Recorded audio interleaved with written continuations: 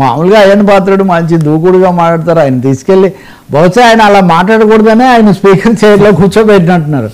అక్కడికి వెళ్ళినప్పటి నుంచి ఆయన కొంచెం పద్ధతిగా పెద్దగా మాట్లాడాలి. రెండోది ప్రతిపక్షం రాదు కాబట్టి ఆయనకి పెద్ద సమస్య లేదు, అందరూ వాళ్ళే.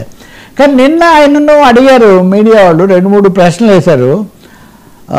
జగన్ అసెంబ్లీకి ఎందుకు రావడం లేదు, మీరు అసెంబ్లీకి వచ్చే విధంగా చర్యలు తీసుకోవాలి కదా అని అడిగారు.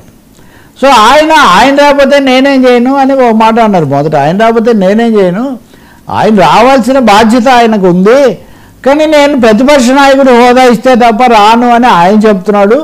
ప్రతిపక్ష నాయకుడు కావాల్సిన సమయం తనకి ఇవ్వాలంటారు. నేను ఎలా ఇస్తాను, మీరు పులివెందుల ఎమ్మెల్యే మాత్రమే, మీరేమి ప్రతిపక్ష నాయకుడు కాదు. కొన్ని సంఖ్యాబలం సీట్లు ఉంటేనే ప్రతిపక్ష హోదా వస్తుందని రాజ్యాంగం చెప్తుంది. రాజ్యాంగాన్ని కాదని నేను ఎలా చేస్తాను?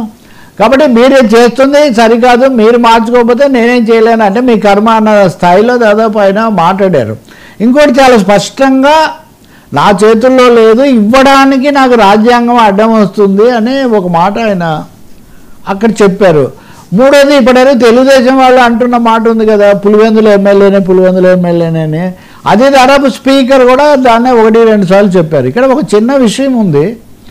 పులివెందుల ఎమ్మెల్యేని ప్రతి వాళ్ళు, చంద్రబాబు గారు కూడా కుప్పం ఎమ్మెల్యే తర్వాత ముఖ్యమంత్రి అవుతారు, లేకపోతే 6 నెలల తర్వాత ఎన్నిక అవుతారు, మంత్రులైనా ముఖ్యమంత్రులైనా.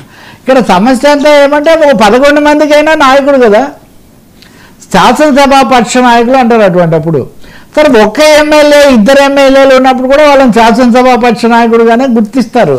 ఇప్పుడు వామపక్షాలకు చాలాసార్లు ఒక సభ్యుడే ఉంటాడు, కానీ వాళ్ళకు పార్టీగా వాళ్ళకు ఉండే గౌరవం వాళ్ళకు ఇస్తారు.